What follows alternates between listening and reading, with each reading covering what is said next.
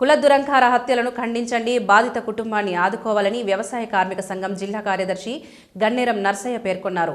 పెద్దలింగాపూర్ గ్రామంలోని రజక సంఘం ఆధ్వర్యంలో కుల ఉన్మాదుల దిష్టిబొమ్మ దగ్ధం చేశారు. ఈ సందర్భంగా ఆయన మాట్లాడుతూ నాగర్ కర్నూలు జిల్లాలో జాతి కుల అహంకారుల దాడిలో మరణించిన రజక కులానికి చెందిన పసికందు మరణానికి కారకులైన దోషులను అరెస్ట్ చేయాలని డిమాండ్ చేశారు. ఈ కార్యక్రమంలో రాజు, రజక సంఘం యూత్ సభ్యులు, గ్రామ ప్రజలు పాల్గొన్నారు.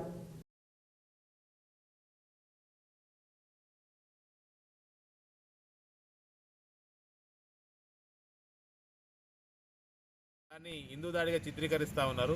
మరి ఈరోజు మన రాష్ట్రంలో ఇంత పెద్ద జరుగుతూ ఉంటే ఇక్కడ కులంగా తీసుకొస్తా ఉన్నారు.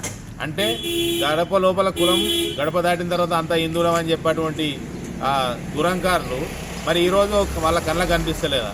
ఈరోజు మన రాష్ట్రంలో బండి సంజయ్ ఉన్నాడు కేంద్ర మంత్రి, కిషన్ రెడ్డి ఉన్నాడు కేంద్ర మంత్రి, తదితరులు ఉన్నారు, కాంగ్రెస్ నాయకులు ఉన్నారు, కాంగ్రెస్ పార్టీలో ఉన్నటువంటి రెడ్డి మంత్రులు ఉన్నారు.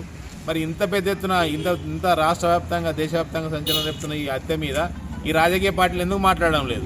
అంటే రెడ్డి ఒకటి అనేటువంటి భావనలో ఉన్నారా? ఎవడైనా ఒకటే, ఏ కులంలో ఉన్నా దురంకార హత్యను ఖండించాల్సినటువంటి బాధ్యత మర్చిపోయి ఈరోజు బండి సంజయ్ గారు కూడా మాట్లాడాలి. ఎందుకంటే బండి సంజయ్కి ఈ రాష్ట్రంలో ఒక పేరుంది, ఏంది హిందువుల మీద దాడి జరిగితే స్పందిస్తారని. మరి ఈ సాకలి బిడ్డ హిందువు కాదా? ఒక ముదిరాజు బిడ్డ హిందువు కాదా? ఒక కుమ్మరి హిందువు కాదా? ఒక మాల హిందువు కాదా? ఒక మాది హిందువు కాదా? మరి ఇన్ని దురంకార హత్యలు వీళ్ళు ఎందుకు ఇక్కడ ఖండించడం లేదు? రాష్ట్రంలో ఉన్నటువంటి ఇంత పెద్దటువంటి ఉద్యమాలు చేసే బండి సంజయ్ గారు మరియు మిగతా హిందూ మేధావులని చెప్పుకునేవారు, మిగతా రాజకీయ పార్టీలో ఉన్నటువంటి అగ్రకుల నాయకులు కూడా దీని మీద స్పందించాలని చెప్పి మేము డిమాండ్ చేస్తూ ఉన్నాం. ఈరోజు పెద్దలింగపూర్, రాజన్న సిరిసిల్ల జిల్లా ఇల్లంతకుంట మండలం పెద్దలింగపూర్ గ్రామంలో రజక సంఘం మరియు అంబేద్కర్ సంఘం ఆధ్వర్యంలో కుల దురంకార హత్యకు పాల్పడ్డటువంటి శ్రీనివాస్ రెడ్డి దిష్టిబొమ్మ దగ్ధం చేయడం జరిగింది.